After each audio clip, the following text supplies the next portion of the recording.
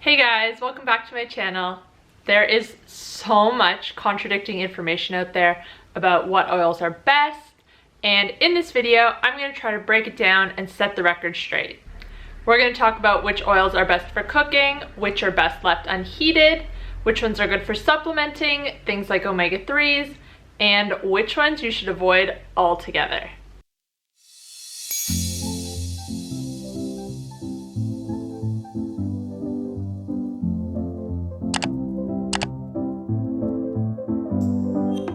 If you're new to my channel, then welcome. My name's Kate, I'm a health coach, and I post videos on a high fat, low carb way of eating, intermittent fasting, ketosis, all that good stuff. If you like this video, please remember to give it a thumbs up, and if you want to see more, make sure to subscribe. First, let's talk about the three main types of fat that are found in oils.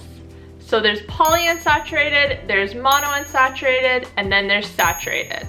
Oils that are mainly polyunsaturated fat are liquid at room temperature, and they are also liquid when they're refrigerated. This type of fat can be divided up into two main categories, omega-3s and omega-6s. Some of these oils will have more omega-3s and some will have more omega-6s, but ideally at the end of the day you want to have a balance between the two, or a 1-to-1 ratio. These type of oils are really easily oxidized by light heat and oxygen. Next up, we have monounsaturated. So oils that are mainly monounsaturated are a bit more stable to heat, light, and oxygen than polyunsaturated. They can resist it a little bit more and won't oxidize as easily. And lastly, we have saturated. So oils that are high in saturated fat are solid at room temperature. Out of the three, saturated is the most resistant to oxidative damage. It can withstand the most amount of heat without oxidizing.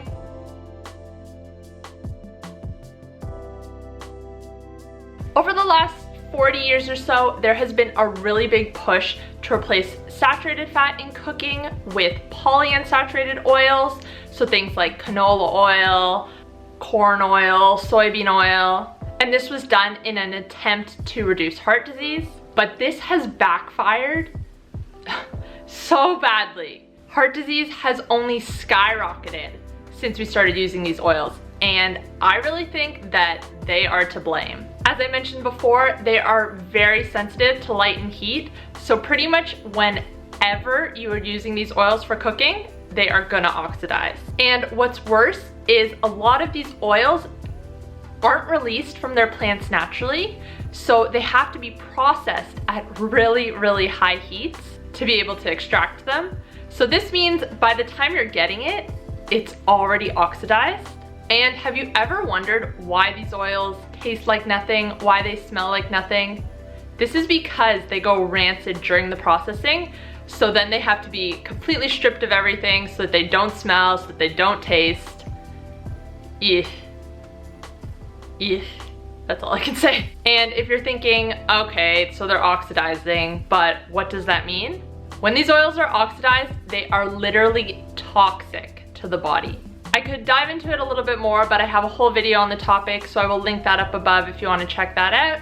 But pretty much, they cause a lot of inflammation within the body, and when you're consuming them day after day, which most people in the Western world are, this leads to chronic inflammation, and all modern diseases stem from chronic inflammation.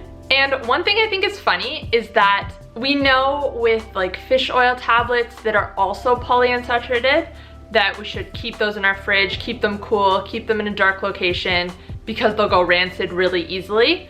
But then we still seem to think it's okay to cook with canola oil. It's just a little bit of a not making the connection there. Okay, so now I talked about what isn't good for cooking. So what should you use instead? You should use saturated fats. As I said before, they are the most heat stable. They can resist the most before oxidizing. So things like coconut oil, lard, any animal fat for that matter, like duck fat's really good. These are all your best option for cooking. And if you're worried about saturated fat clogging your arteries, raising cholesterol, well, first off, it's not gonna clog your arteries. The thinking behind that was that saturated fat is hard at room temperature, so somehow that relates to hardening in your arteries, but that's not how the mechanism works at all. And as for cholesterol, saturated fat actually raises HDL, which is the quote-unquote good type of cholesterol, and HDL protects against the type of cholesterol that leads to heart disease.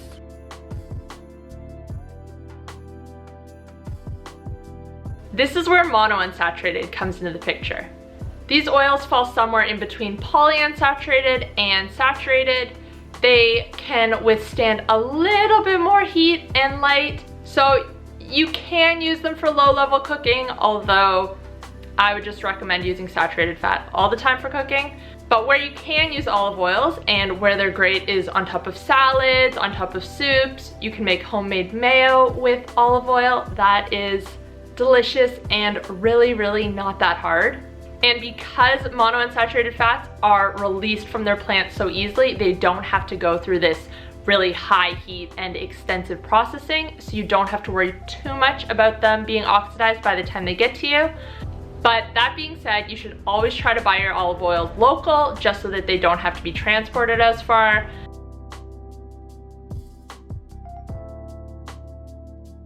Fish oil is a mainstream favorite as a good source of omega-3s, as is flaxseed oil. But when we're trying to get omega-3s, we really need to break it down into the types of omega-3s. So there's ALA, DHA, and EPA, and we need all three of these for a healthy brain. The problem is that plant sources of omega-3s, such as flaxseed oil, do not contain EPA, and our bodies can convert some ALA into EPA, but we're really, really not good at this conversion. It's something like less than 10% is how much most people can convert. So if you're taking a flaxseed oil and you're thinking it's really great because you're getting all these omega-3s, you're really missing out on a big chunk of them that you really, really need. And this makes fatty fish the best source to get all the types of omega-3s that you need. And if you aren't eating fatty fish daily, this is one thing you really, really should be supplementing. I have recently replaced my fish oil tablets that I was taking with a cod liver oil, and I am finding this to be a way better option. Although there isn't really an official recommendation for how much omega-3s you should be getting in a day, most leading experts say we should be getting anywhere between 1 and 6 grams, and this amount is where we're gonna see significant benefits. These benefits are mainly in the brain, things like improved memory. They can help with ADHD symptoms, they can prevent Alzheimer's, but they also reduce inflammation and improve the health of your hair, skin, nails, and joints. So this is the cod liver oil that I've been using. This is from a company called 𝗥𝗘𝗔𝗗, and they've actually partnered with me on this video, so thank you guys for that. So in the old fish oil tablets I was taking, I had to take about 6 to get just 1 gram of omega-3s. And I mean, they were like big tablets, like this big. It's not fun to take 6 of those. In just 1 teaspoon of this, there's 1.25 grams of omega-3s. So you're getting a lot more bang for your buck with this. And as I said before, with polyunsaturated fats, they are really fragile. So you need to make sure you're buying them from a trustworthy company. 𝗥𝗘𝗔𝗗's cod oil can be traced right back to the boat in Norway. Literally to the exact boat. From when the fish are caught to when the oil is bottled is done within 24 hours. And during this time, the oil never comes in contact with air. It's protected by nitrogen during the whole process. This product has been tested and it is one of, if not the purest cod liver oil on the market. And if you're taking a teaspoon a day, you can get about 50 serves out of this, so that's almost 2 months worth. Really suggest giving this a try. They've also given a promo code to all my followers, so if you want to check them out, you can use the code as well. Oh, and one more thing I'm gonna say is, if you're worried about the taste, honestly, don't be. It has a very, very neutral flavor. Kind of similar to MCT oil, how it doesn't really taste like anything. So if that's what's holding you back, then honestly, don't worry about it. And the other oil that I think is good for supplementing is MCT oil.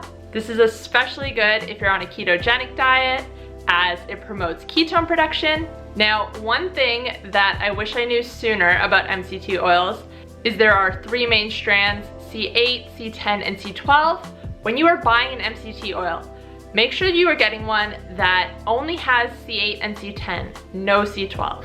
The reason MCTs are so great is because they bypass your digestive system and go straight to the liver, where they produce ketones and give you quick energy. C12 though acts more like a regular fatty acid and does have to go through your whole digestive system.